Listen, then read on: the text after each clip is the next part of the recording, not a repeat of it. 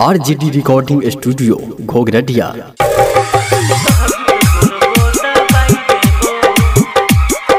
DJ Gudduraj Madhubani.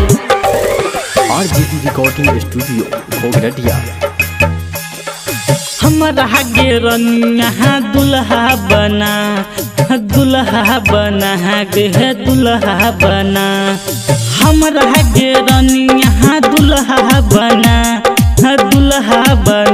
गे दुल्हा बना।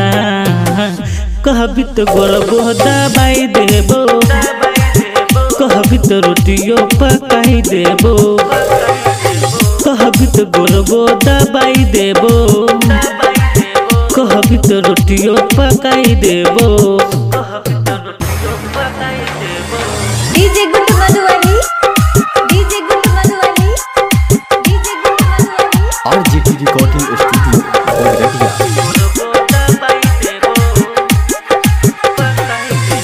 हमरा जैसन मिलतहु ने दुल्हा, डिबिया बर के गोरी खोई जले।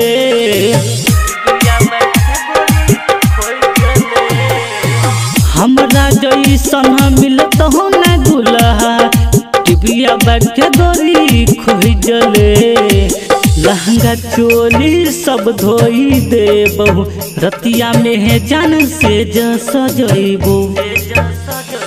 हमरा गेरनिया दुल्हा बना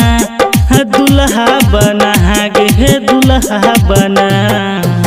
कहबी तो गोरबो दबाई देबो, कहबी तो रोटियों पकाई देबो, कहबी तो गोरबो दबाई देबो, कहबी तो रोटियों पकाई देबो। DJ Guddu Madhubani, DJ Guddu Madhubani, DJ Guddu Madhubani. RGD recording studio Ghoghartiya.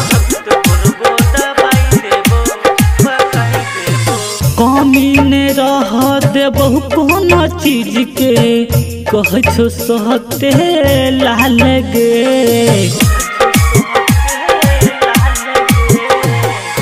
कमी ने रह देबहु कोनो चीज के, कह छो सहते लाल गे। कह छो संतोष सुन गे गोरी, बड़ निक लगतही अपन जोरी। कोल सोम बारी भोले बाबा के मना, बाबा के मना गे भोले बाबा के मना। कहबी तो गोरबो दबाई देबो, कहबी तो रोटियों पकाई देबो, कहबी तो गोरबो दबाई देबो, कहबी तो रोटियों पकाई देबो, पकाई देबो। RGD recording studio घोघरटिया।